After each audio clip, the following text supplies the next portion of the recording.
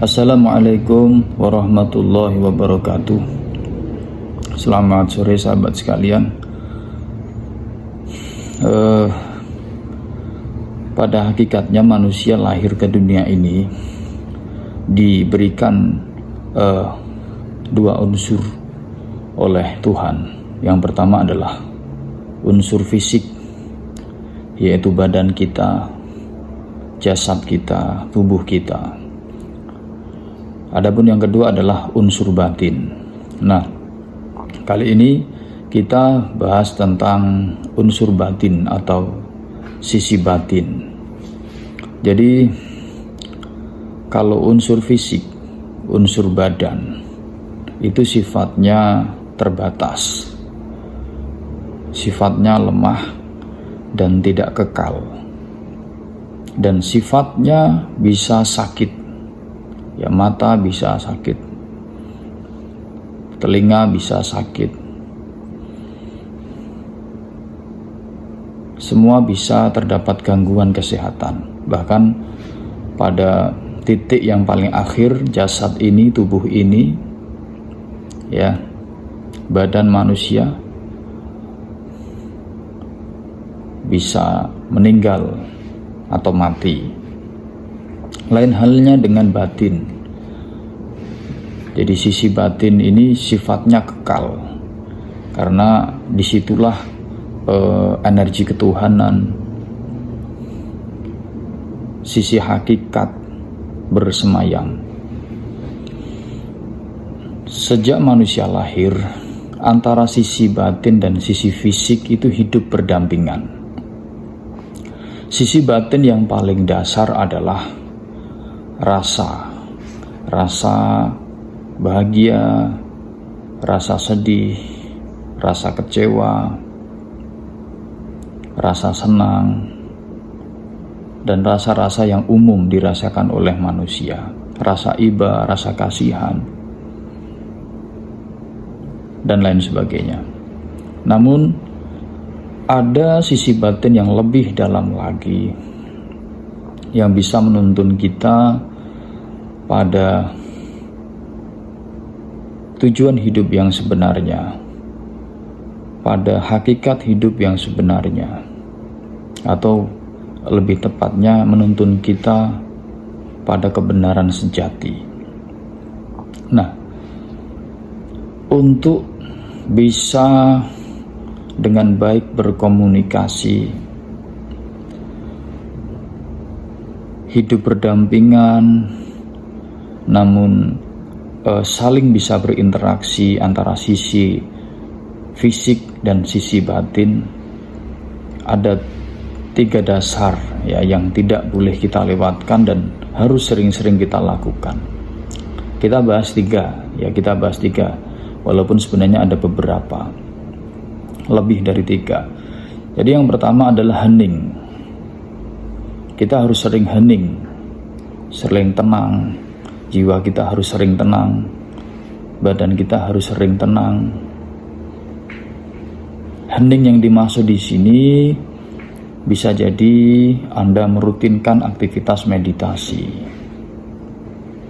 Anda bisa merutinkan aktivitas berzikir, Anda bisa merutinkan aktivitas bertapa, Anda bisa merutinkan aktivitas-aktivitas yang lain yang sifatnya adalah tenang, hening. Karena dengan cara hening itulah kita akan bisa berkomunikasi dengan batin kita yang sebenarnya, tanpa dicampuri oleh unsur-unsur lain, baik itu jin maupun setan. Ketika kita bisa dengan jernih berkomunikasi dengan sisi batin, maka hidup kita, tubuh kita itu akan selalu selaras dengan petunjuk kebenaran, dengan energi ketuhanan. Contoh kecil, semua orang tahu perbedaan antara hak dan batil, antara baik dan buruk, antara haram dan halal, antara yang bijak, yang baik, dan yang murka, antara kebajikan dan antara murka. Semua orang tahu, karena itu bukan sesuatu yang asing. Namun ketika kita bisa dalam dan berkomunikasi, merasakan sisi batin, maka diri kita, tubuh kita, badan kita akan dituntun, didorong untuk dengan mantap, dengan kuat, dan dengan tegas menjauhi hal-hal yang tidak baik, angkara murka. Ada batas yang sangat kuat di dalam diri kita untuk kita lebih banyak melakukan kebaikan, untuk kita lebih banyak melakukan kebajikan dan kebijaksanaan, untuk bisa mengelola ego kita, untuk bisa mengatur emosional kita, bahkan mengelola dengan baik pola hidup kita,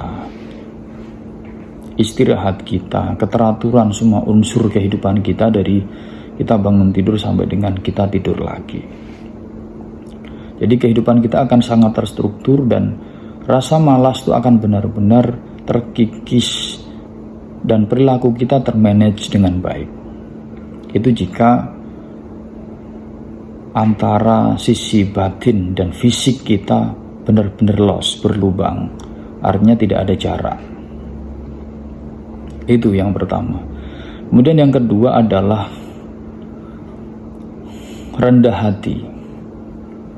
Ya, seseorang yang senantiasa rendah hati, tidak congkak, lebih sering mengutamakan kepentingan umum dibandingkan kepentingan pribadi semata, bisa menguasai egonya, merendahkan hatinya dimanapun, tidak suka merasa benar sendiri, tidak suka merasa pintar sendiri, tapi benar-benar mengelola kehidupan ini dengan penuh keyakinan namun merunduk. Maka sisi batin itu akan jelas, akan nampak, dan akan selalu menuntun kita untuk kita benar-benar menjadi manusia yang berada di dalam jalur atau real kebenaran. Itu jadi rendah hati, bertemu dengan siapapun, merasa orang itu lebih baik dari kita, merasa orang itu lebih sempurna dari kita, merasa dan diangan-angan orang itu ibadahnya, kebaikannya, kepandaiannya lebih dari kita, sehingga tidak ada anggapan-anggapan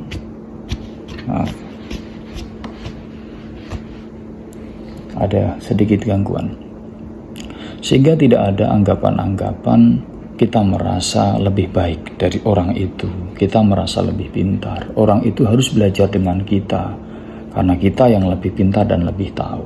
Tidak ada. Dimanapun kita ketemu sama siapapun, berendah hati, pandang orang lain itu lebih baik dari kita, pandang orang lain itu lebih mulia dari kita. Nah, itu adalah dengan cara rendah hati. Nah, yang ketiga adalah berfokus pada diri sendiri. Berfokus pada diri sendiri di sini bukan kita membesarkan ego, namun kita lebih banyak mengorek diri sendiri, lebih banyak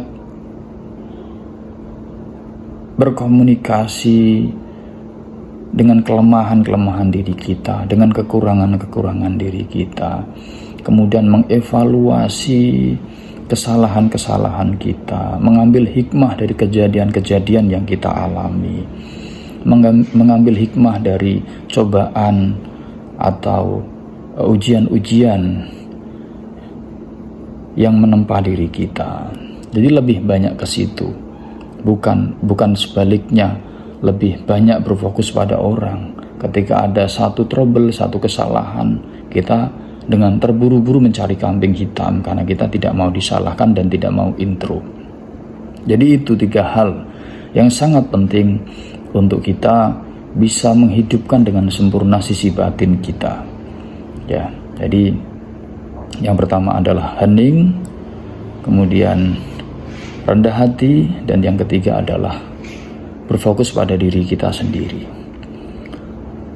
Nah, setelah seseorang hidup sisi batinnya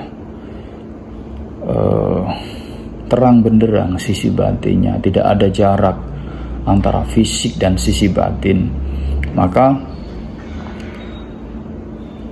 hidupnya akan enak, akan selalu ada yang menuntun, akan selalu ada yang mengingatkan di saat-saat kita butuh petunjuk, di saat-saat kita butuh kepastian, di saat kita butuh apapun, selalu ada yang mengingatkan dan menguatkan. Dan diri kita, semua indera kita, baik 5 indera fisik maupun indera non fisik itu akan jauh lebih peka. Jadi, siapa yang berada di sekitar kita, baik yang astral maupun yang non astral, apakah kita berada di dalam sebuah lingkungan yang benar atau tidak? Apakah kita berada di dalam sebuah pengaruh yang baik atau buruk? Apakah kita berjalan di dalam rel kebenaran atau kita justru sedang dimanfaatkan atau ditipu dan lain sebagainya? Di situ. Jadi teman-teman sekalian, ketika sisi batin itu hidup, ketika tidak ada jarak, ketika tidak ada sekat antara sisi batin dan sisi fisik kita, hidup kita akan senantiasa peka, bahkan sangat peka, dan hidup kita akan senantiasa